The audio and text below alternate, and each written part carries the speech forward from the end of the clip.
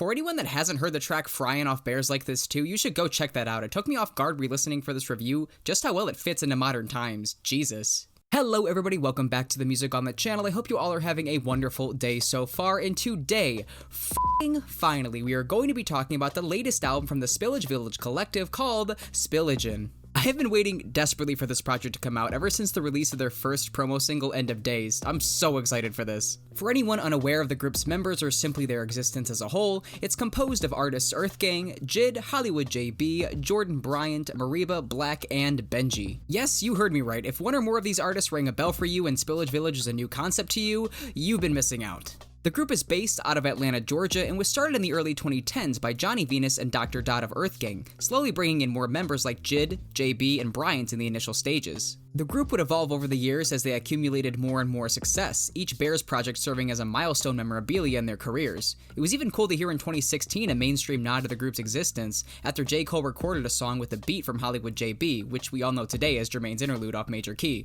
a saving moment for that project. I was one of those people that didn't learn who they were until about early last year, but since then I've gone back to a few songs that I really enjoy. No project to me, however, has truly blown me away. They were always pleasant to hear and came with some great vibes, but never gave me a strong urge to come back to. But now, in 2020, after every artist involved making some kind of breakthrough, Earthgang and Jid being scooped up by Dreamville and Black scoring an Interscope deal that seems to be treating him well, what were the odds that a Spillage Village project would be on the horizon? Not that the artists in question seem to be self-absorbed, but what truly would they have to gain from releasing another project under the Spillage Village name? Well, it turns out, even with nothing to prove, these guys still can't resist the urge to set microphones ablaze. It was suggested during this quarantine to spend the time indoors working on yourself and utilizing the time you usually wouldn't have otherwise, and that's exactly what this project sounds like. Pure raw energy from people tired of sitting around and ready to put their creative minds to work. The idea of a Spillage album before seemed like a confusing proposal as to what it would cover, but after listening it becomes perfectly clear.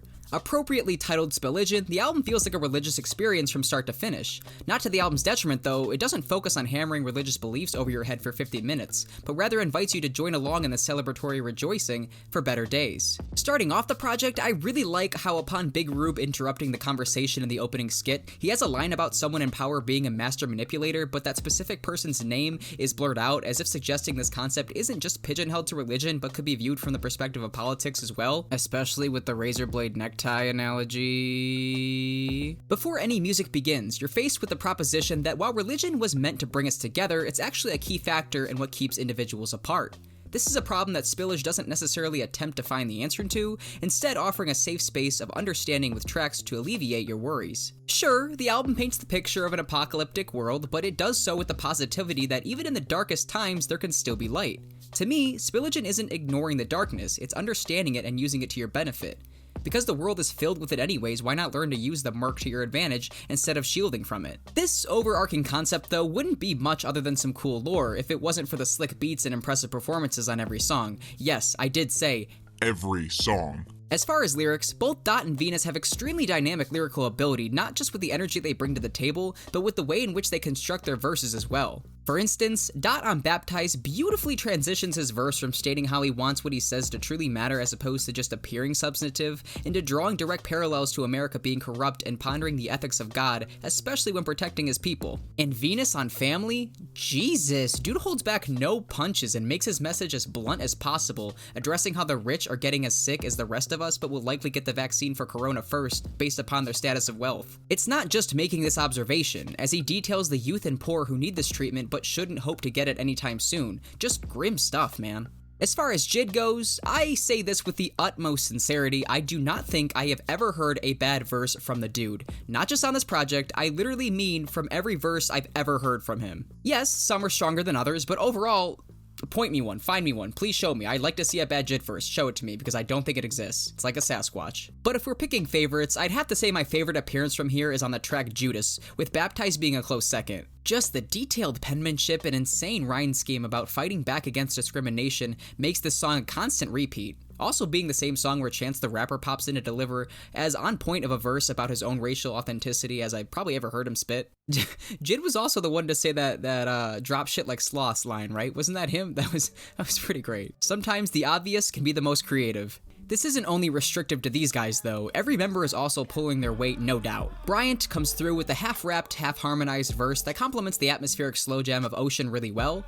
Mariba comes through and rides the stripped-back string instrumental track Palm Sing, making it full of life and proving she can handle a track on her own with ease. Black brings the cool guy cadence with standout bars talking about his current relationship on Cupid, and Benji details the struggles of being his ethnicity in modern-day America by touching on topical issues that set the track off right on Shiva. Last but not least, JB really brings the track End of Daze home for me. I always look forward to hearing his MF Doom punchline about wearing masks, and is the definition of short but sweet with the verse in its entirety. And these are only just a few cherry-picked highlights. Every verse is unique in its own way, but when put together result in perfectly elaborated on topics and songs that flow like an uninterrupted river. This, of course, is aided by the help of the beat selection across this thing as well. Spillage tends to incorporate a lot of guitar and bass line grooves which only add to the overall experience, not to mention the vocal harmonies all over this are killer. Whether it just be one or two artists or the whole team, they always come out adding so much pretty texture to a song. That doesn't mean this project doesn't come through with surprises in the production market though. The horrific backing screams on the track Baptize really add to the intensity, making the build for each verse sound like a full-fledged event.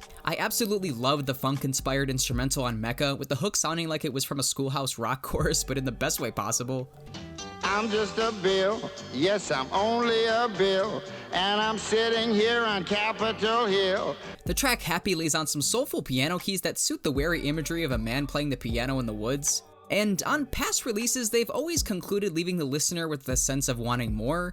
They always came through on what they were best known for doing, but Spilligion ends with a feeling of wholesomeness and finality to a message being relayed throughout its entire runtime, all members singing in unison only adding to its effect. A lot of artists nowadays underestimate the strength of great sounding instrumentals and how this can add so much depth and emotion to a track that might be a struggle to convey lyrically. In this case, you have extremely lush and at times breathtaking production matched with A1 lyricists, making for a project that simply can't be ignored. That being said though, it can make this project come off a little dull at times where nothing too exciting is happening comparatively. The vibe is kept cohesive throughout all of the album, but in doing so results in the listener ever so slightly losing interest. Yet, through it all, you can't help but feel as though you're in at least a slightly better mood once this record is finished. The group is using the pain and frustration of our modern age not only to energize them, but compile a project that offers optimism at its most bleak and upfront state. They took an idea for a group and expounded upon it in such a way that it no longer feels like a collective of loosely fit together songs. Now, we have a fully fleshed out body of work that not only showcases all artists' involved skills, but forms together like Voltron for a piece that makes you think about our current standing as a nation. They know they're perfectly capable enough of a group to make some dope music, but every song is an example of them taking that one step further with more layered and intricate production on top of the undeniable chemistry found littered across each and every track. I could come up with reasons why certain songs don't feel as essential as others or as hard-hitting, but that really would be nitpicking for an album that delivers for damn near its entire runtime. The group draws up a piece no one quite expected, but one that people desperately needed. A boldly impressive display by the collective, and one I'm extremely thrilled exists for the public. So yeah, this is the part of the video where I rank this project out of the rest of Spillage Village albums, but as you could have probably guessed by now, this is 100% my new favorite project by them. Followed by Bears Like This Too, an album that I thought worked better than the others at forming a cohesive album that also put all involved on display. Followed by Bears Like This Too Much, and finally, Bears Like This. All these projects I do enjoy in their own merit, but this new Spillage Village album just wow, really took me for a loop. I was thoroughly impressed by how well this album sounded, honestly. It took me so off guard. I wasn't expecting it to be I don't know, I was definitely expecting it to be a good album, but it just took me aback how well this album panned out. I should have known better by the singles, but damn, wow, just thoroughly impressed by it. For my top 5 songs from the project, I will have to go with Baptize, Mecca, Cupid, End of Daze. Oh, I can't not go Happy. Yeah, and I gotta go Happy. I gotta throw Happy in there too. Did I say Judas? Is that 6 now? Crap. Oh, this album's just too good. All right, the original 5 I said, I'm sticking with it. I'm sticking with it. And that is all I got for you guys. Thank you so much for watching all the way into the end. If you made it until the end, I truly appreciate it. If you want to comment in the comment section what you think about this album, do you think it's one of their worst albums? Still one of their better albums like I think it is? Let me know. You can also follow me on Instagram and Twitter and we can talk about it there. And that's all I got for you guys. If you want to leave a like or subscribe, I would truly be grateful for that as well. And I'll see you in the next one.